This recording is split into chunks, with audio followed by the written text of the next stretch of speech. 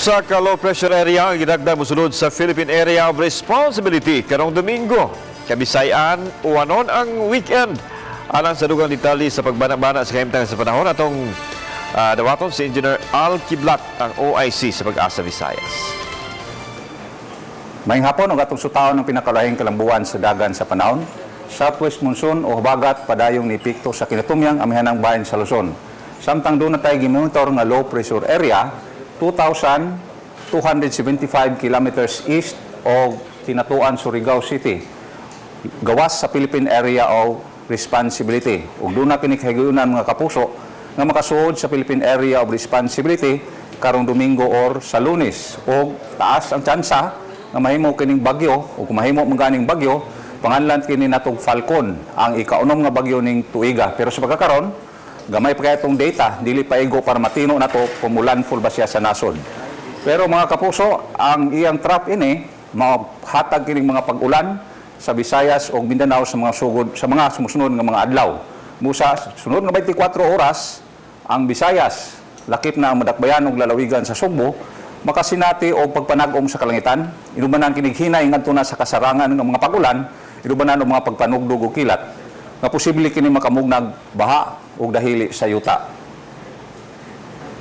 Ang hangin hinay ngadto na sa kasarangan nga nagikan sa bagatang kasadpan ang mohuros sa tibuok Visayas o ang kadagatan magpabiling malinawon ngadto na sa kasarangan ang pagbalod o wa tay giisyu sa pagkakaron nga gale warning kalayo pang maong low pressure area o wala pa mahimong bagyo busa libre pa mulawig ang mga gagmay sakinang pagdagat sa kadagatan.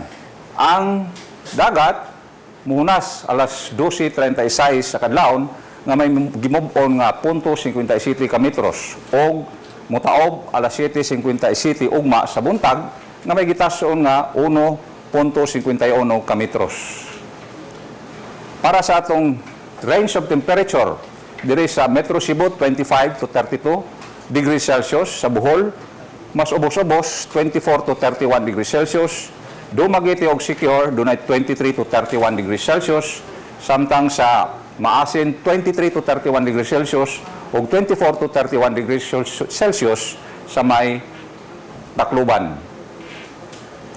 Para sa extended weather outlook, Sunday, Monday ug Tuesday, taas ang tsansa nga dunay pag-ulan, labihang pagpanag-om sa kalangitan, kay mas moduol na ang low pressure area, inubanan kining hinay nga tuna sa kasarangan nga mga pag-ulan ug usahayng bundak sa ulan nga posible kining makamugna og baha og dahili sa yuta ug inubanan pong mga thunderstorm nga atong swataon or atong bantayan ang i-issue sa Pag-asa nga thunderstorm warning usa duha ngadto sa oras nga dili pa mahitabo o sa dili pa mahitabo ang pagpanugdog og kilat. Ang range of temperature sa Metro Cebu magkakaubos 24 to 31 degrees Celsius, sa Bohol 23 to 30 degrees Celsius ug sa Siquijor ug Negros Oriental Province dunay 23 to 30 degrees Celsius. Ang haring adlaw mo silang ugma sa may alas 5:29 sa buntag. Para sa dugang detalye, mahimong bisita sa atong official website bagong.pag-asa.dost.gov.ph ug sa mga social media accounts sa Pag-asa. Gikan diri sa botan sa Pag-asa Mactan, Pag-asa Visayas, DOST. Al Kiblat para sa Balitang Bisdak. Dagang salamat.